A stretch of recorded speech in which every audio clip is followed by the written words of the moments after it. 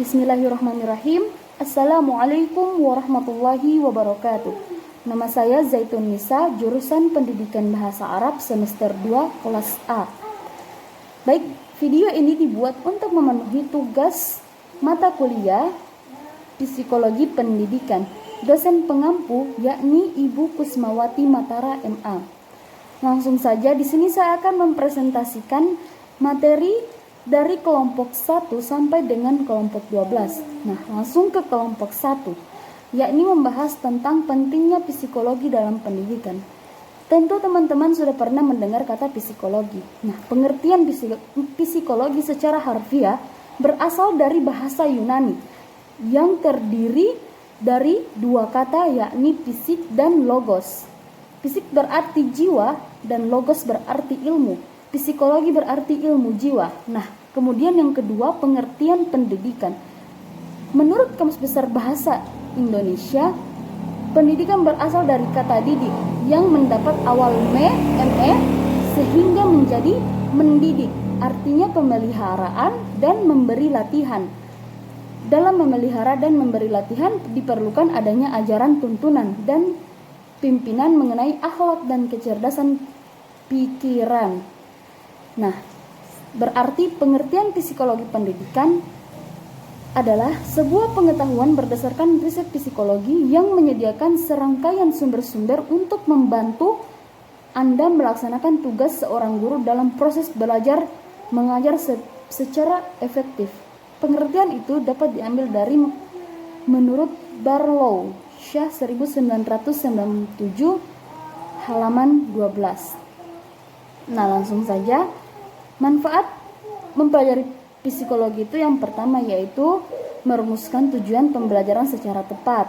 Yang kedua, memilih strategi atau metode pembelajaran yang sesuai. Dan yang ketiga, memberikan bimbingan atau bahkan memberikan konseling. Nah, kemudian kelompok 2 yaitu tentang sifat dan hakikat kejiwaan manusia. Sifat kejiwaan manusia. Pada dasarnya, sifat manusia dibedakan menjadi dua aspek, yakni aspek kemampuan dan aspek kepribadian. Aspek kemampuan meliputi prestasi belajar, inteligensia, dan bakat. Sedangkan aspek kepribadian meliputi watak, sifat, penyesuaian diri, minat, emosi, sikap, dan motivasi. Gagasan tersebut memberikan gambaran tentang apa yang dipikirkan, dirasakan, dan diperbuat yang terungkap melalui perilaku. Nah, menurut John Amos Comenius, manusia mempunyai 3 komponen jiwa yang menggerakkan aktivitas jiwa raga. 3 komponen jiwa tersebut meliputi syaraf pertumbuhan, perasaan, dan intelektual. Nah, manusia mempunyai 3 sifat dasar, yaitu sifat biologis, sifat hewani, dan yang ketiga sifat intelektual. Kemudian hakikat kejiwaan manusia. Hakikat kejiwaan manusia terwujud dengan adanya kekuatan-kekuatan serta aktivitas-aktivitas kejiwaan dalam diri manusia yang semua itu menghasilkan tingkah laku yang lebih sempurna daripada makhluk-makhluk lain. Hakikat manusia adalah rohani atau jiwa, sedangkan jasmani dan nafsu merupakan alat atau bagian dari rohani. Sifat dan hakikat manusia merupakan ciri khas yang secara prinsip membedakan manusia dari hewan. Meskipun antara manusia dengan hewan banyak kemiripan, terutama dilihat dari segi biologisnya. Kemudian kelompok 3, pertumbuhan dan perkembangan. Nah, pertumbuhan ialah berkaitan dengan masalah perubahan dalam besar, jumlah, ukuran atau dimensi, tingkat sel, organ maupun individu yang dapat diukur dengan ukuran berat. Nah, teori pertumbuhan yaitu pertumbuhan pada umumnya dibatasi pada perubahan struktural dan fisiologis atau kejasmanian dalam pembentukan seseorang secara jasmania dari saat masih terbentuk konseptual atau janin melalui periode-periode prenatal atau dalam kandungan dan postnatal atau setelah lahir sampai kedewasaannya. Pertumbuhan adalah proses perubahan yang berhubungan dengan kehidupan jasmania individu. Nah, kemudian perkembangan. Perkembangan atau development adalah bertambahnya kemampuan atau skill dalam struktur dan fungsi tubuh yang lebih kompleks dalam pola yang teratur dan dapat diramalkan sebagai hasil dari proses pematangan perkembangan menyangkut adanya proses yang direferensiasi dari sel-sel tubuh, jaringan tubuh, organ-organ, dan sistem organ yang berkembang sedemikian rupa. Sehingga masing-masing dapat memenuhi fungsinya, termasuk perkembangan emosi, intelektual, dan tingkah laku sebagai hasil interaksi dalam lingkungan. Kemudian kelompok 4, hereditas. Hereditas atau pewarisan adalah pewarisan watak dari induk ke keturunannya, baik secara biologis maupun melalui gen atau DNA, atau secara sosial melalui pewarisan gelar atau status sosial. Dalam Al-Quran dikatakan bahwa pewarisan sifat itu bermula dengan bercampurnya sperma laki-laki dan perempuan. Menurut ahli biologi, setiap sperma yang bercampur itu mengandung beberapa kromosom yang di dalamnya terdapat sel-sel pembawa sifat. Nah, selanjutnya hereditas menurut agama. Pada manusia selaku umat yang mempercayai dengan kerisalahan Nabi Muhammad SAW, tentunya kita meyakini pula bahwa apa yang dikatakan oleh Nabi kebenarannya sudah pasti. Begitupun juga mengenai hadis tentang pewarisan sifat pada manusia atau kita kenal dengan hereditas manusia. Selanjutnya kelompok 5, psikologi lingkungan. Psikologi lingkungan merupakan ilmu perilaku yang berkaitan dengan lingkungan fisik. Psikologi lingkungan memang menjadi salah satu cabang dari ilmu psikologi, di mana lebih mengacu pada konsep bahwa pengamatan perilaku seseorang bisa didasarkan oleh faktor eksternalnya atau lingkungan. Dalam psikologi lingkungan, teori yang berorientasi lingkungan salah satu aplikasinya adalah geografisal atau determinan, yaitu teori yang memandang perilaku manusia lebih ditentukan faktor lingkungan di mana manusia hidup, yaitu apakah di pesisir, di pegunungan, ataukah di daratan. Adanya perbedaan lokasi di mana tinggal dan berkembang akan menghasilkan perilaku yang berbeda, yaitu yang bagian B, teori psikologi lingkungan. Nah, teori psikologi lingkungan terbagi menjadi yang pertama teori beban lingkungan. Premis dasar teori ini adalah manusia mempunyai kapasitas yang terbatas dalam pemrosesan informasi. Ada 4 asumsi dasar teori, yaitu disebutkan hanya 2, yaitu A, manusia mempunyai kapasitas terbatas dalam pemrosesan informasi. B, ketika stimulus lingkungan melebihi kapasitas pemrosesan informasi, proses perhatian tidak akan dilakukan secara optimal.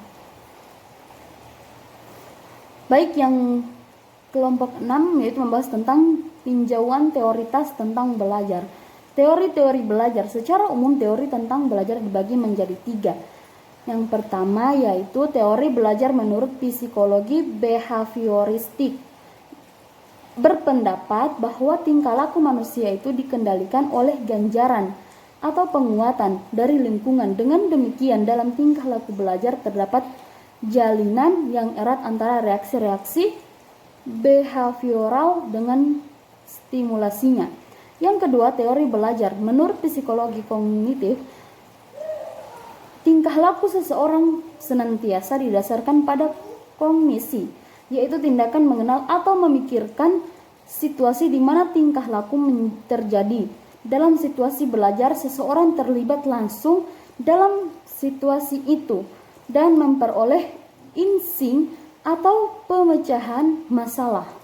Yang ketiga, teori belajar menurut psikologi humanistik.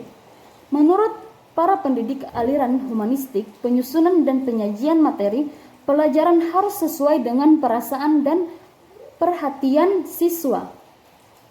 Tujuan utama para pendidik ialah membantu siswa untuk mengembangkan dirinya, yaitu membantu masing-masing individu untuk mengenal diri mereka sendiri. Kemudian kelompok 7, inteligensi. Apa itu inteligensi?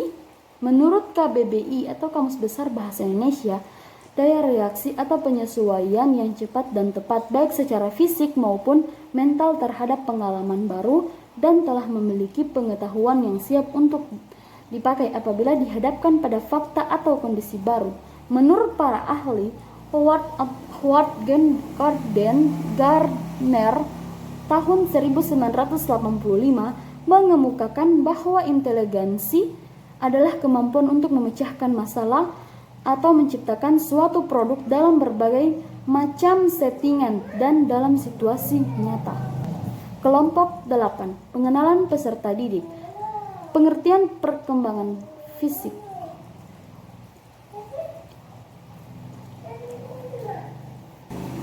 Bagi anak-anak usia sekolah dan remaja, pertumbuhan dan perkembangan fisik yang optimal itu sangat penting karena pertumbuhan atau perkembangan fisik anak secara langsung dan tidak langsung akan mempengaruhi perilakunya sehari-hari. Nah, perbedaan peserta didik. Yang pertama yaitu perbedaan fisik atau motorik. Yang kedua ada perbedaan aspek fisik juga dapat dilihat dari kesehatan peserta didik. Kemudian materi kelompok 9, readiness atau readiness dalam belajar. Nah, pengertiannya menurut Kamus Psikologi, kesiapan atau readiness adalah suatu titik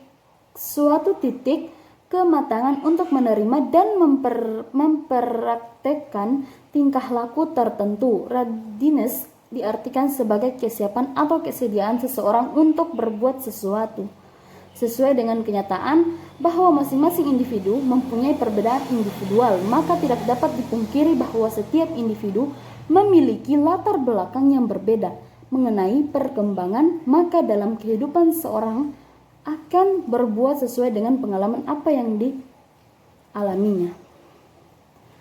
Nah, faktor-faktor yang mempengaruhi readiness belajar adalah yaitu yang pertama motivasi, yang kedua yaitu sikap, kemudian yang ketiga yaitu minat, yang keempat kebiasaan belajar, lalu yang kelima konsep diri.